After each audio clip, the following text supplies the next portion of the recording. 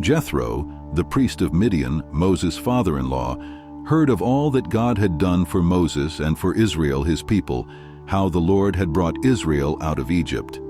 Now Jethro, Moses' father-in-law, had taken Zipporah, Moses' wife, after he had sent her home, along with her 2 sons. The name of the one was Gershom, for he said, I have been a sojourner in a foreign land. And the name of the other, Eleazar, for he said, the God of my father was my help and delivered me from the sword of Pharaoh.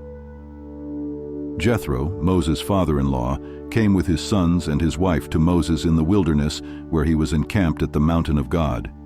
And when he sent word to Moses, I, your father-in-law Jethro, am coming to you with your wife and her 2 sons with her. Moses went out to meet his father-in-law and bowed down and kissed him. And they asked each other of their welfare and went into the tent. Then Moses told his father-in-law all that the Lord had done to Pharaoh and to the Egyptians for Israel's sake, all the hardship that had come upon them in the way, and how the Lord had delivered them. And Jethro rejoiced for all the good that the Lord had done to Israel, in that he had delivered them out of the hand of the Egyptians. Jethro said, Blessed be the Lord, who has delivered you out of the hand of the Egyptians and out of the hand of Pharaoh, and has delivered the people from under the hand of the Egyptians. Now I know that the Lord is greater than all gods, because in this affair they dealt arrogantly with the people. And Jethro, Moses' father-in-law, brought a burnt offering and sacrifices to God. And Aaron came with all the elders of Israel to eat bread with Moses' father-in-law before God.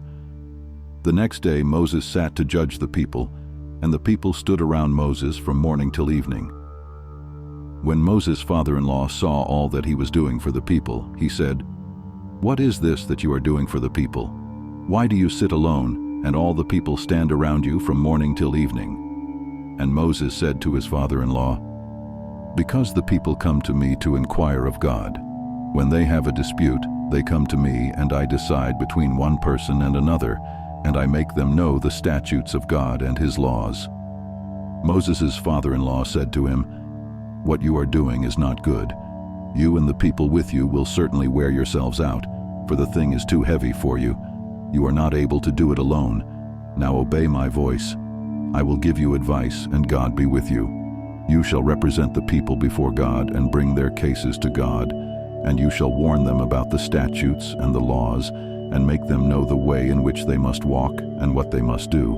Moreover, look for able men from all the people, men who fear God, who are trustworthy and hate a bribe, and place such men over the people as chiefs of thousands, of hundreds, of 50s, and of 10s, and let them judge the people at all times.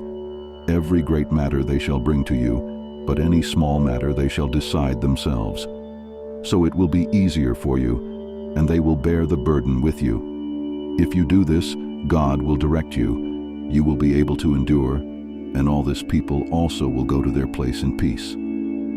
So Moses listened to the voice of his father-in-law and did all that he had said. Moses chose able men out of all Israel and made them heads over the people, chiefs of thousands, of hundreds, of 50s, and of 10s.